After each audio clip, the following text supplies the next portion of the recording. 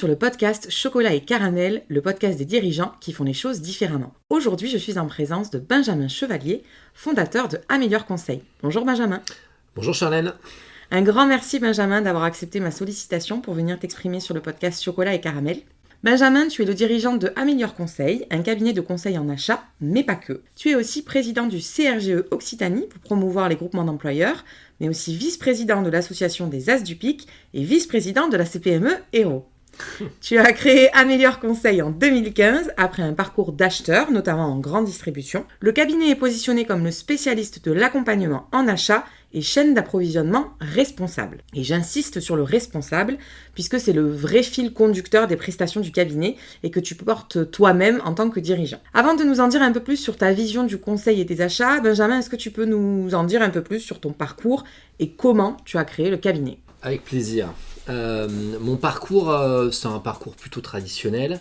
J'ai tendance à me décrire comme un pur produit de la grande distribution à l'origine. D'accord. C'est-à-dire tu dis ça avec une moue. Ouais, parce qu'on n'a pas bonne presse. Parce que la grande distribution, soit a finalement ce côté un peu négatif. L'acheteur agressif et des méthodes finalement parfois pas très correctes, pas très éthiques. Et puis de l'autre côté, le côté plutôt performance avec de la méthodologie justement et ce qu'on dit souvent de la grande distribution, c'est que c'est la bonne école. Oui. Donc c'est un peu ambivalent comme situation, mais voilà, c'est souvent comme ça que je me décris parce que c'est aussi l'origine de mon parcours et c'est aussi comment finalement on passe de cette notion d'acheteur grande distrib à l'acheteur plus responsable et l'acheteur responsable. Donc il y a aussi cette évolution dans mon parcours que je trouve importante et intéressante. Donc je disais quelque chose de plutôt traditionnel, pur produit d'école de commerce, casino dès le départ. Un peu par obligation parce que les écoles de commerce à l'époque ça coûtait cher, ça coûte toujours cher. Il y a des moyens maintenant avec l'alternance que ça soit plus abordable, mais à l'époque fallait rembourser les crédits parce que le crédit étudiant il fallait y aller. Donc du coup rentrer dans la vie active chez Casino comme chef de rayon et puis des évolutions après diverses et variées pour arriver chez Leroy Merlin et puis globalement après ce parcours-là. Donc chez Leroy Merlin en tant qu'acheteur ? Non, en tant que chef de groupe en magasin. Et je suis arrivé notamment dans la région de Montpellier en tant que chef de groupe. Je suis passé de chef de groupe, c'est responsable d'un département, textile à chef de groupe matériaux de construction. D'accord. Voilà, où là, effectivement, on a toujours dans cette partie-là une partie achat. J'ai toujours fait de l'achat dans mon métier, puisque chez Casino, j'avais notamment une partie sur le blanc. Et puis chez Leroy Merlin, globalement, même en magasin, j'avais vu qu'on était sur de l'achat local. J'ai repris de 2006 globalement l'achat sur le matériau de construction, que ce soit les produits béton, tout ce qui n'était pas finalement décentralisé. Donc ton expertise, c'est l'achat, que tu as vécu après sur des univers et dans des produits différents. Mais ton expertise, c'est l'achat. Oui. Et qu'est-ce qui fait à un moment donné que tu te dis, mon expertise, c'est l'achat, et je vais en faire mon métier du quotidien. Et surtout, je vais le faire un petit peu différemment de l'achat, on va dire, plutôt traditionnel. Il y a, il y a aussi le parcours entrepreneurial, c'est-à-dire que je le raconte sans trop de soucis, il y a un choc personnel, puisqu'il y a le décès de mes parents qui étaient entrepreneurs en 2013, qui fait que j'ai maintenant envie de faire autre chose, de plus travailler pour une grosse structure où finalement on est noyé. Donc il y a ce côté un peu noyé, et puis il y a ce besoin finalement de revenir sur des choses très pragmatiques. Il y a cette vision de dire j'ai toujours voulu faire du conseil et donc de dire apportons une vision du conseil qui soit une vision très pragmatique, qui soit une vision très terrain aussi. J'avais vécu notamment dans mon parcours chez Casino et chez Leroy parfois du consulting très ce que j'appelle du consulting costume cravate, c'est-à-dire en gros on fait de la reco, ça remonte au siège et d'une certaine manière on voit pas vraiment comment ça redescend. Il y a peu d'approche terrain. Une approche très conseil, donc c'est-à-dire des consultants qui n'ont qu'une expérience dans le consulting et qui n'ont jamais vécu. Moi quand j'ai commencé en 2001 chez Casino, j'ai tiré de la palette, donc il y avait ce côté-là très terre à terre, très pragmatique. Et donc c'est ce que j'ai voulu apporter finalement dans le conseil. Finalement entre 2013, le décès de mes parents, et puis le fait de se dire qu'est-ce que tu veux faire, qu'est-ce que tu sais faire chez HT, comment on l'apporte finalement dans quelque chose de très pragmatique, et notamment principalement en 2015 pour des PME. L'idée c'était d'avoir une approche donc pragmatique, concrète du conseil, sur de l'achat du coup, parce que c'est ce que je sais faire. Comment je le traduis, je le lance effectivement sur des missions de conseil en réduction de coûts, avec des honoraires au résultat, en disant ce qui est super, c'est qu'en plus de ça, mon expertise, je peux la valoriser à travers le retour que les entreprises vont pouvoir avoir, donc de l'économie finalement que je vais pouvoir amener, et moi je vais me rémunérer en prenant une part de ces économies. Donc c'est ce que j'ai commencé à faire dès 2015, avec assez rapidement quand même des réflexions qui étaient de dire oui, mais on ne peut pas ne voir que par l'économie, c'est vrai, hein.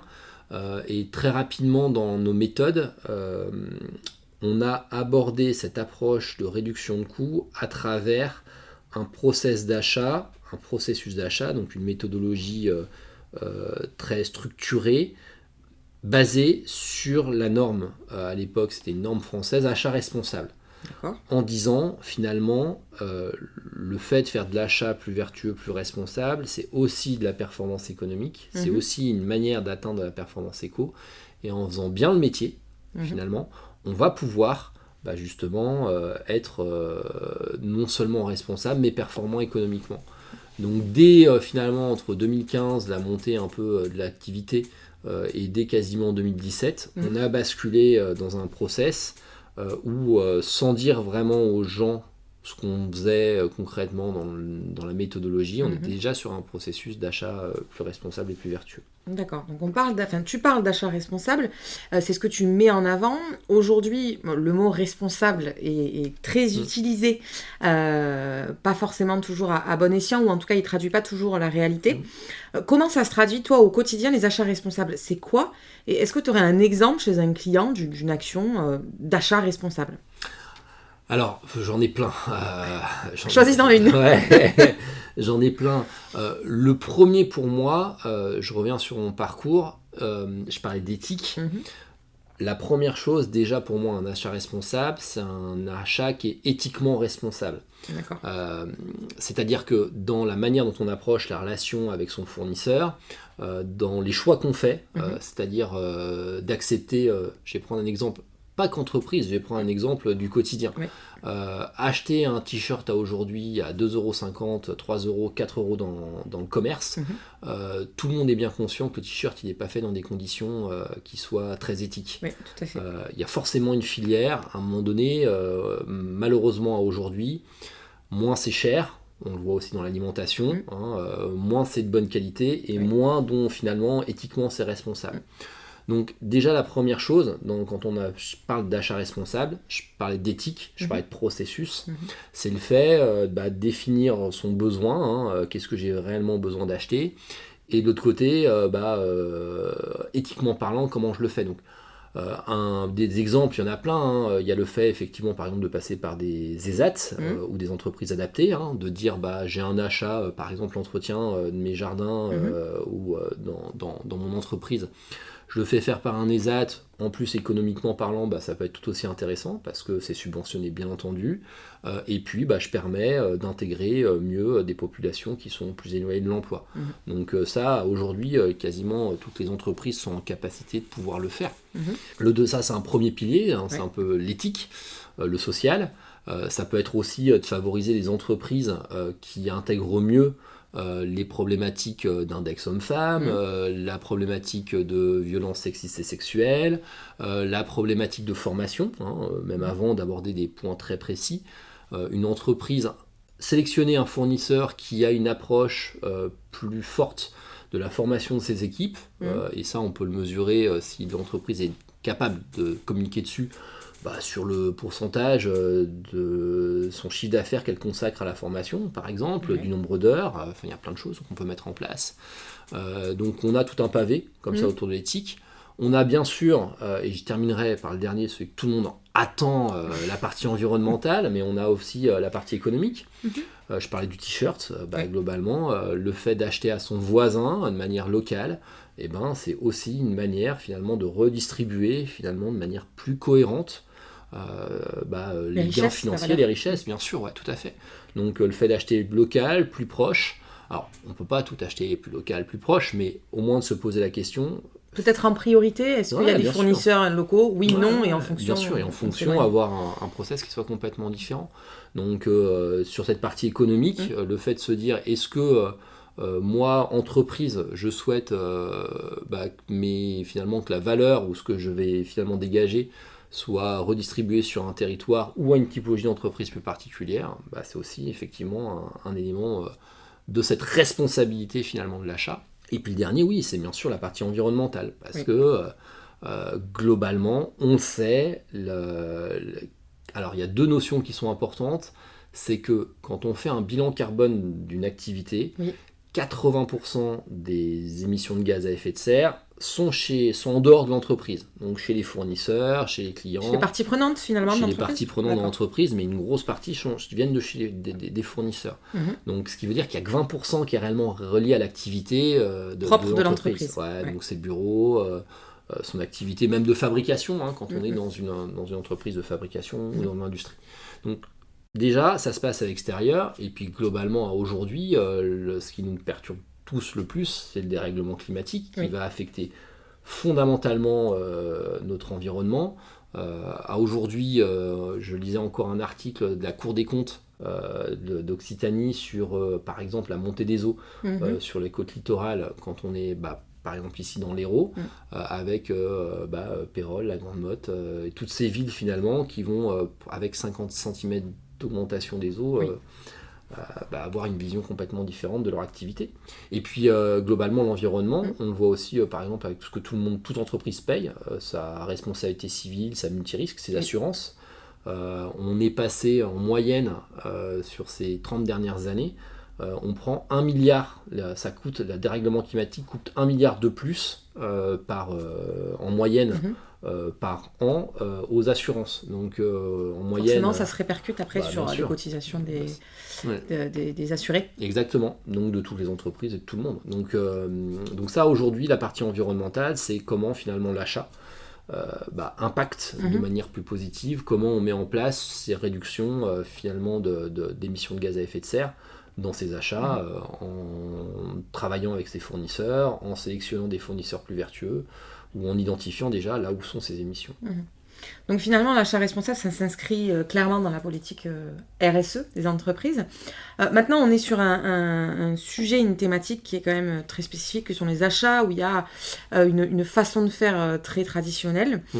Comment ça se passe vis-à-vis des clients quand tu arrives avec toi, toute ta palette d'achats responsables, politique RSE, toutes les méthodologies, pour leur dire, ok, il faut acheter différemment, il faut acheter plus responsable. Plus responsable, ça veut dire aussi parfois acheter plus cher. Mais l'entreprise est face à, j'achète plus cher, d'accord, mais je peux pas forcément vendre plus cher à mon client. Donc ça veut dire que je rogne sur mes marges.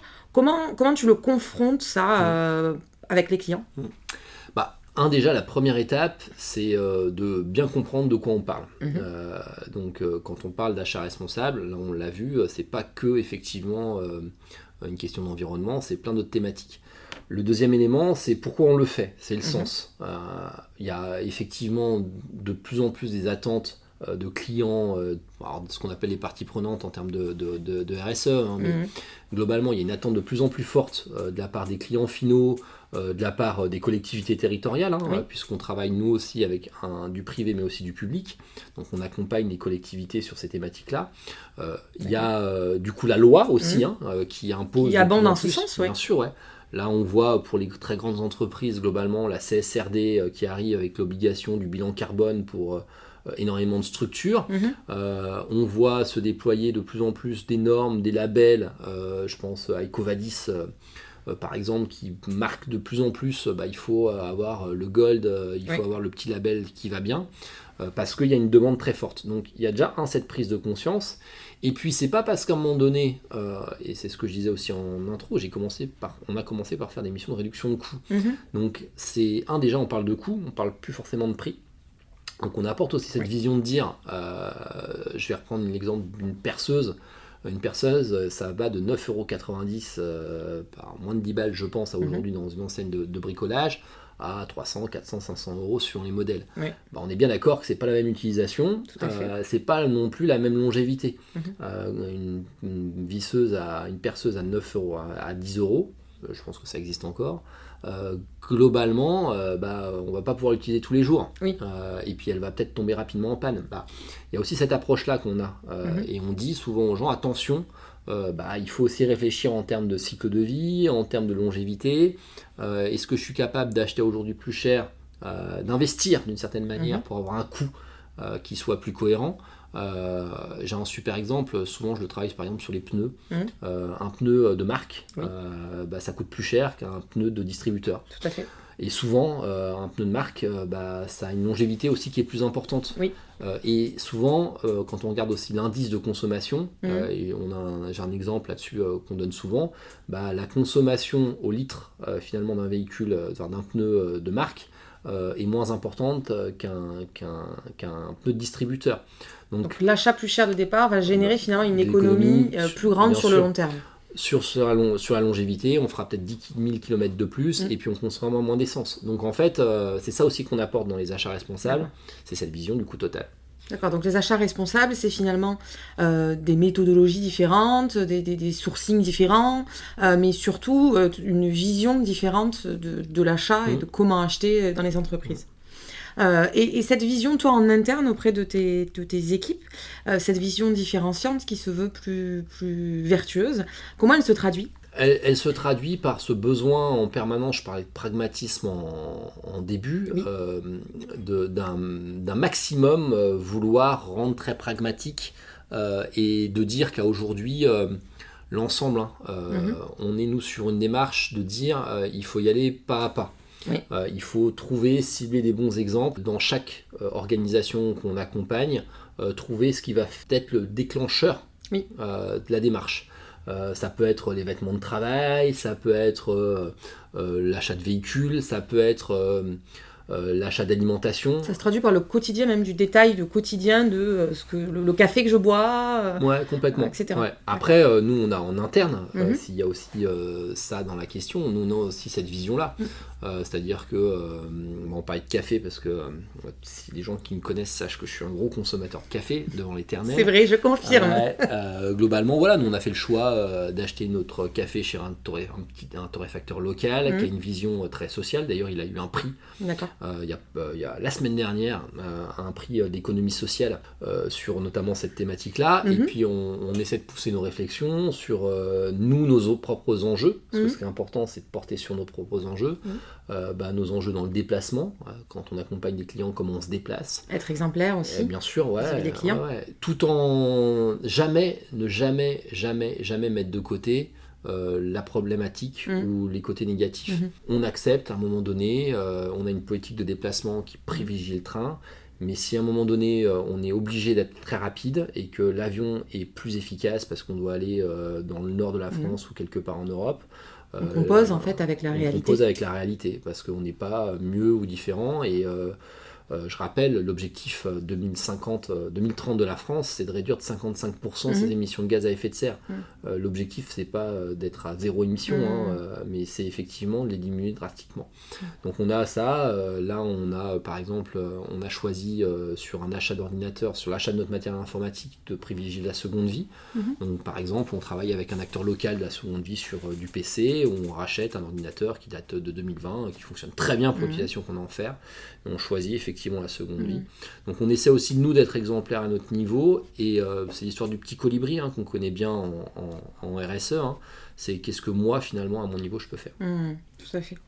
Merci beaucoup Benjamin, ce que tu dis c'est très pertinent, je crois qu'on pourrait en parler pendant des heures, mais le temps imparti fond comme chocolat au soleil. D'ailleurs j'ai une dernière question pour toi Benjamin, quel est ton chocolat préféré ? Ah, le chocolat noir. Chocolat noir. Ah ouais. Ah si, alors avec un peu de sel de Guérande. Avec un peu de sel de Guérande. On retiendra donc chocolat noir avec du sel de Guérande pour Benjamin. Merci beaucoup pour nos échanges, ce que tu portes avec ton entreprise et tous tes engagements sur le territoire, puisque je les ai cités en début d'épisode. Pour nos auditeurs qui souhaiteraient suivre tes actualités, où est-ce qu'on peut te retrouver ? Mon média préféré, c'est... Alors je le prononce très mal, mais c'est LinkedIn. LinkedIn. Je remettrai tous les liens en description. Et puis évidemment, on te retrouve en chair et en os dans l'ensemble des réseaux économiques montpelliérains et dans toutes les associations dans lesquelles tu es engagé. Merci beaucoup pour les gourmandises que tu nous as offertes en dégustation aujourd'hui. Et n'oubliez pas, les chocolate lovers, mangez, bougez, l'abus de gourmandise peut être dangereux pour la santé. Chocolat et caramel la décrypte. Il est tout à fait possible de traduire une expertise traditionnelle de façon différenciante en métamorphosant les méthodologies et les process. La recette ? Distiller ses valeurs dans l'offre et dans l'approche, mesurer les finalités et déconstruire les préjugés, être cohérent dans les choix et les actions menées, faire preuve de pragmatisme, d'exemplarité, mais aussi de transparence dans les réalités portées par son approche. Enfin, positionner le client au cœur de la démarche pour le faire adhérer à la vision, mais aussi lui faire vivre une expérience différente et positive, vectrice de valorisation pour l'entreprise. Et plus le client vit une expérience positive, plus il apportera de la valeur. À très bientôt sur Chocolat et Caramel, le podcast des dirigeants qui font les choses différemment. On se quitte en musique.